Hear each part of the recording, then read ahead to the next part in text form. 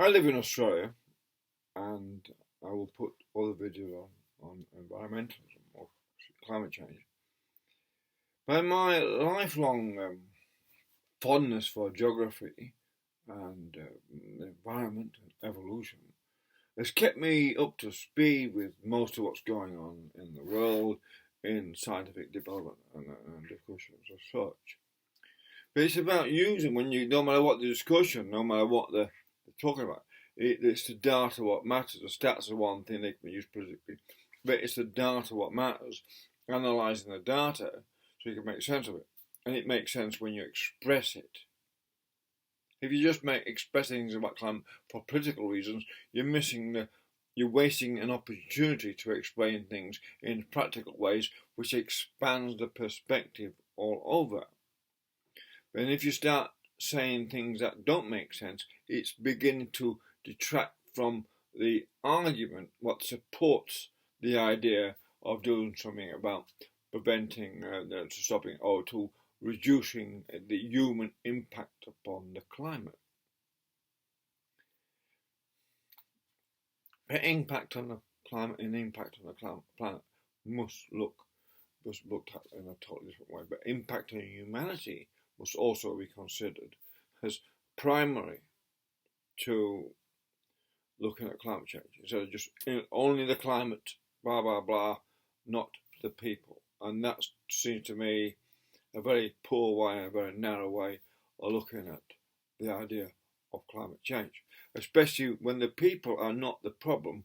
It's the politicians and the corporate sector who do not know what to do with a surplus of people created to be unemployed for one reason or the other. We will not go into why unemployment is so high now in the 21st century when, as Mao Zedong said many years ago, why have you got no work to do? And when there's tons and tons of work that can be done in any country, creating sustainable environments, sustainable employment, and when it comes to housing and organic gardening and organic farming, which must become a more of a, I hate to use the words communist or socialist or what, but it's a capitalist in a true sense, because people need to volunteer and need to work in this.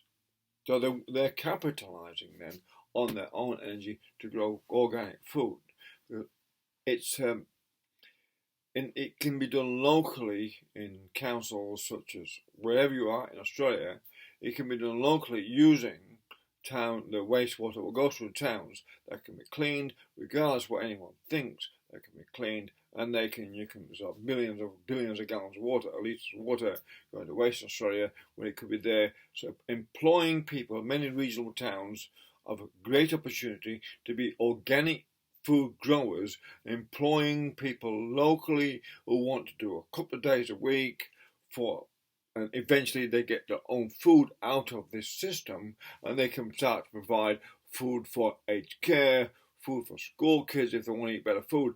School, they can start to supply organic food into communities and locally, and this saves transport as well as giving people something really worthwhile to do, because it teaches them horticulture, teaches them permaculture, teaches them to get out of bed in the morning, gives them pride in what they do, and gives them a working mind about the environment, and actually tunes them in to being an environmentalist. It just doesn't talk about environment. You've got to go along with this soldiery marching along the environmental corridor, but it allows you to become part of the environment. And therefore, when you are part of the environment, because you're developing it, that's when you really start to appreciate the environment and the climate and everything, because that all affects what you do doing these sorts of employments.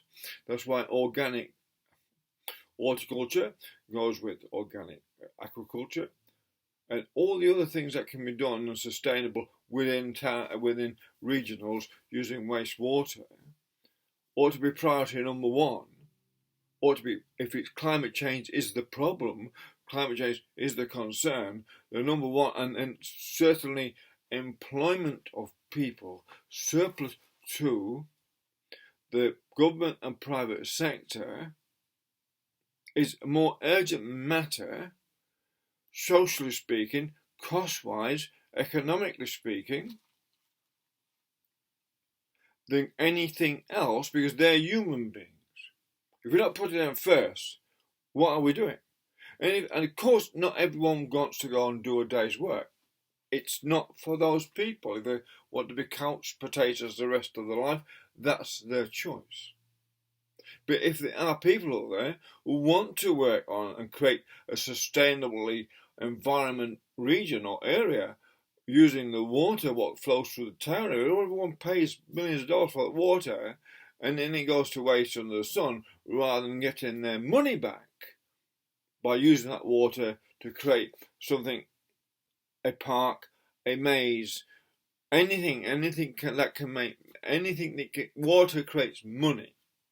And although it may be sort of not PC to compete with the big producers and all that, there might be not a perfect political thing to do, but nonetheless, it's the right thing to do, regardless of your politics, but it's a capitalist thing to do. And it goes along with all the ethos, the UN, and everyone's gone on about sustainability and climate change. Because the more the water is put into land to create more green, you take in more CO2 out of the air, and as they start to use less fossil fuel cars and more EVs, you producing these pockets of green all over the place where there's wastewater, where it's not being recycled already in cities. Where if you use that water to create whatever you like, it's unlimited imagination, then you're taking in the CO2. You're actually recycling the CO2 and making a product out of it, naturally. So you can't get more sustainability than that. And that actually starts to fill the gap missing in the discussion on climate change and CO2 is what do you do with water to sustain to create environment. It's a positive, practical and pragmatic recreation of environmentalism for localized areas so that young people or any person who wants a day out of the boredom of tedium of being unemployed and actually want to go and learn something new and do something productive and wonderful, they want to do it all their life and create a sustainable area using the water when it's unlimited what can be done with the unlimited constant supply of water what comes through towns. So there's no reason, when we look at climate change, and I can only talk for Australia, I can't talk for anyone else, but it may apply everywhere else, where water is a relook at water, a relook at employment, to employ people in sustainable and development of mass scale all over, development of multifaceted horticulture, foresting, fruitering, nuts, whatever you can think of, chickens, whatever, pigs, whatever you can think of, what needs water to create a food source or some sort of system, what then feeds animals, etc., or grows fish or crayfish or whatever it is can be grown. Can we then create a sustainable? It may take 10 years. It doesn't matter. The point about how long it takes, if we start thinking of how long it takes, how much money it's going to cost, nothing.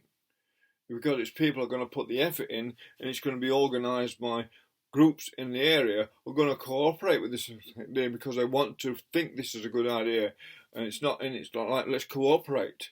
If it needs machinery, how many people can lend machinery in a region for a project that benefits young people, puts them to work, does something about sustainability and takes CO2 out of the air so it fulfills every possible, dots every I and crosses every T in respect for just about all the things that politicians are always trying to say they'll do, but they really don't seem to have a clue how to go about doing it, or even talking about it. When it's mostly quite obvious something needs to be done about unemployment